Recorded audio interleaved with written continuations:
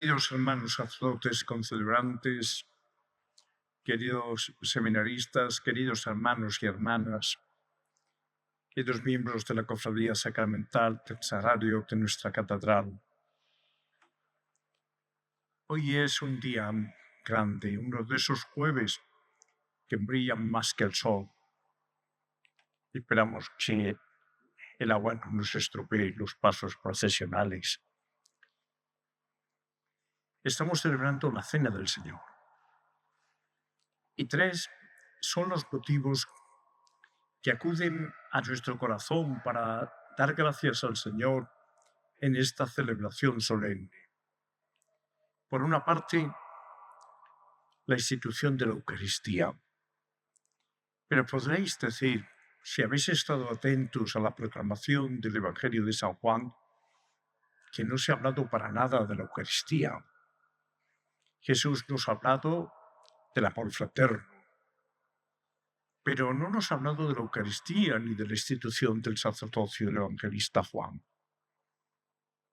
Y es que el evangelista Juan, al contrario que los sinópticos, que sí nos hablan de la Eucaristía en la última cena, cuando Jesús lo instituye, tomad y comed, esto es mi cuerpo. Lo mismo que en el cáliz nos dice que es el cáliz de la nueva alianza, sellada con su sangre, tomad y bebed. Pero ha sido San Pablo en la primera carta a los Corintios, tomando pie con una fórmula que es quien ha recibido una tradición y que a mi vez os he transmitido, lo mismo que hará cuando hable de la resurrección, es el que nos ha hablado de la institución de la Eucaristía. Y efectivamente, Jesús instituye la Eucaristía el primer jueves santo de la historia. Pero el evangelista Juan ya, de una manera extensa, nos ha hablado en el capítulo 6 del Evangelio de la Eucaristía, del pan de vida, enmarcándolo en ese maná que Dios nos da y que muestra la presencia de Dios en medio de su pueblo, que es alimentado por Dios en el Antiguo Testamento. Hoy el libro del Éxodo nos trae también ese momento liberador en que Dios, a través del sacrificio del Cordero Pascual, con su sangre libera al pueblo como una señal de la dominación del faraón, y ese pueblo recobra la libertad. De tal manera que Cristo es designado por Juan el Bautista como el Cordero de Dios que quita el pecado del mundo. Luego ya tenemos, por una parte, el texto del libro del Éxodo, que nos habla de la liberación y del sacrificio de la antigua alianza, que recuerda el momento central de la liberación del pueblo de Israel, de la esclavitud, del dominio del faraón, y recobra la libertad y con ello el sentido de pueblo y de pertenencia de Dios. Por otra parte, hemos escuchado el momento de la institución del que nos habla San Pablo, recogiendo el eco de las primeras comunidades cristianas. Pero San Juan nos ha dicho que, sabiendo Jesús que había llegado su hora, habiendo amado a los suyos, los amó hasta el extremo. Y Jesús se pone por los suelos, Dios por los suelos. Instituye el mandamiento nuevo del amor, primero con el gesto de lavar los pies a sus discípulos, que es un gesto propio que tiene que hacer el esclavo, el criado, ante los invitados. Y Jesús se pone a la mesa como el que sirve. Jesús quiere hacer ver a sus discípulos que verdadero discípulo suyo es el que sirve, el que está, digamos, puesto a los pies. El más pequeño. Jesús, en esa misma cena, abre su corazón y dirá: el mandamiento nuevo del amor, un mandamiento nuevo estoy, que os améis unos a los otros como yo os he amado. En esto reconocerán que sois mis discípulos. Luego, queridos amigos, institución de la Eucaristía, institución del mandamiento nuevo del amor, que es el distintivo de los cristianos. Y nos falta también otro motivo para dar gracias a Dios: la institución del sacerdocio. Haced esto en memoria mía. Jesús, aquellos apóstoles que, como sabemos, Sus defectos son innegables, nos los muestra así el Evangelio, no se los calla. Jesús se sirvió de ellos. Jesús los elige a pesar de los pesares que ningún jefe de personal hubiese aceptado. Jesús los elige para ser sus ministros, para ser los dispensadores de sus misterios, como el Señor nos ha elegido cada uno de nosotros. Luego, queridos amigos, hoy es un día de acción de gracias, pero también para examinarnos en cómo amamos la Eucaristía, esa presencia real y verdadera de Cristo en medio de nosotros, que es renovación incruenta del sacrificio de la cruz. Haced esto en memoria mía. Cada vez que coméis y bebéis de este cáliz, proclamáis la muerte del Señor hasta que vuelva. Cada celebración eucarística es la actualización del misterio de la redención de manera incruenta. El Señor está en medio de nosotros. Escuchamos su palabra. Al mismo tiempo, nos alimentamos de esa palabra para vivir nuestra vida concorde con lo que Dios nos pide. Pero a la vez, nos alimentamos con su cuerpo que se entrega, que es cuerpo entregado, que es sangre derramada para el perdón de los pecados. Y ese sacrificio de Cristo que se renueva es un sacrificio de adoración a Dios, es un sacrificio de expiación por nuestros pecados, es un sacrificio de acción de gracias, por eso se llama Eucaristía, y es un sacrificio al mismo tiempo de impetratorio. Por eso en la Eucaristía llevamos nuestras peticiones, nuestras intenciones, pedimos por los vivos, por los difuntos, por nuestros seres queridos, y al mismo tiempo nos sentimos en comunión con los santos y con los ángeles. La Eucaristía es el regalo más grande que ha recibido la Iglesia. Y la Eucaristía es también el alimento de nuestro caminar cristiano. Es el viático, pero es el alimento, el que come mi carne y bebe mi sangre, tiene vida eterna y yo lo resucitaré en el último día. Y Jesús nos dice también, si no coméis la carne del Hijo del Hombre y no bebéis su sangre, no tendréis vida en vosotros.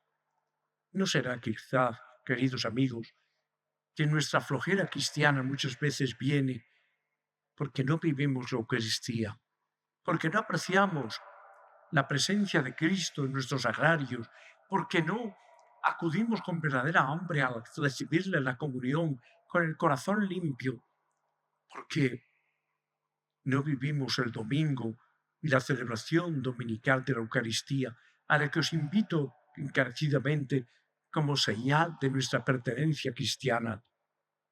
Queridos hermanos, amemos la Eucaristía. Granada ama la Eucaristía en su tradición religiosa. Es una de sus improntas fundamentales que hace que haga fiesta, que salga Cristo a sus calles en el Corpus.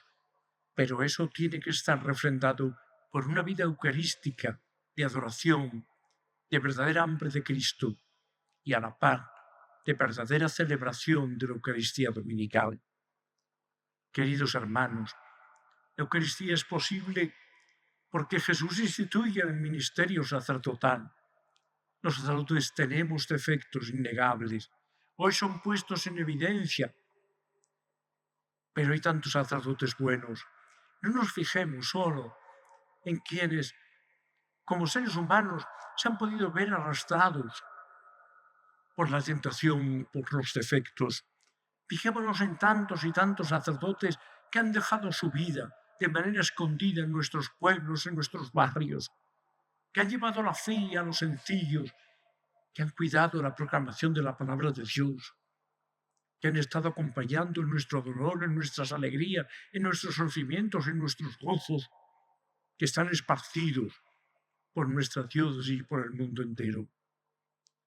Pero fijémonos también en el mandamiento nuevo del amor. Jesús no nos dice que nos amemos unos a otros, que nos amemos como a nosotros mismos. Jesús da un paso más. Amaos como yo os he amado. Y habiendo amado a los suyos que estaban en el mundo, hemos escuchado, los amó hasta el extremo. En Dios no hay medianías. En el amor no puede haber término medio. O amamos o no amamos. Jesús nos lo dice. El que no está conmigo está contra mí. El que no recoge y desparrama. Luego, tomemos más en serio el mandamiento nuevo del amor. Los cristianos tenemos que vivirlo más. Se tiene que notar en nuestras relaciones familiares. Se tiene que notar en nuestras relaciones sociales. Se tiene que notar en la vida social, en la vida política. Y no es así. Nuestro mundo está fragmentado. A nuestro alrededor encontramos brechas importantes de pobreza. Esa mirada de la Iglesia a los más pobres, a los más necesitados, esa mirada a quienes están excluidos, forma parte consustancial del cristianismo. El cristianismo no es una religión de culto exclusivamente, es una religión integral que comprende la vida de la persona entera. Y el culto es la manifestación de la autenticidad de nuestra relación con Dios. Pero cuidado, amigos, el culto solo es auténtico si se vive el amor fraterno. Si cuando vas a poner tu ofrenda sobre el altar, dice Jesús, te acuerdas de que tu hermano tiene algo contra ti, deja allí tu ofrenda y vete antes a reconciliarte con tu hermano. No podemos vivir una religiosidad simplemente externa, simplemente de barniz, simplemente de calle, o incluso de culto si no hay un amor fraterno, si hay divisiones entre nosotros, si hay rupturas en las familias, si hay odios, si hay separaciones de unos de otros y exclusiones. Nuestro mundo tiene que ponerse a estrenar el mandamiento nuevo de Jesús.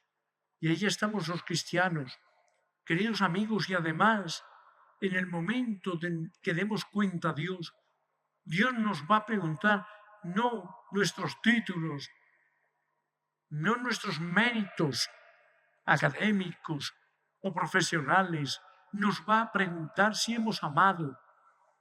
Venid, benditos de mi Padre, heredad el reino preparado para vosotros desde la creación del mundo, porque tuve hambre y me disteis de comer, tuve sed y me disteis de beber, fui peregrino y me acogisteis, estuve enfermo y en la cárcel.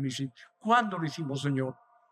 Cuando lo hicimos con uno de estos humildes hermanos. Conmigo lo hicisteis. Luego, queridos amigos, la caridad forma parte de la vida cristiana. Y la caridad no es beneficencia. La caridad no es de ropa usada. La caridad es ayudar de manera a integrar a las personas.